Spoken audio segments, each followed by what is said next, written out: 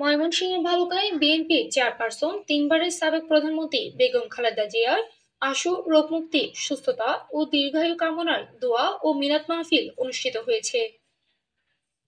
সোমবার সন্ধ্যায় পৌর শ্রমিক দলের কার্যালয়ে বাংলাদেশ জাতীয়তাবাদী শ্রমিক দল ভালুকা পৌর শ্রমিক দলের ভারপ্রাপ্ত সভাপতি মোহাম্মদ মাহবুবুর আলম মোল্লার উদ্যোগে এ দোয়া মাহফিলের আয়োজন করা হয়।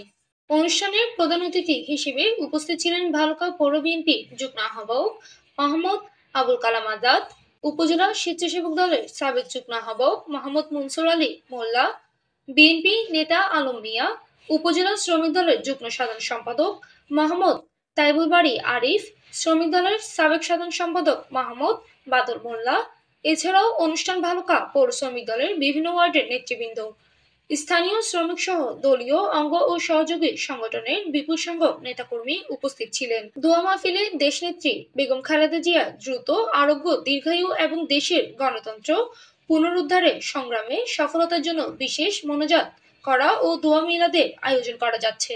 মোহাম্মদ আনিস মালের পাঠতথ্য ভিডিও চিত্রে PIB ৭১ টিভি।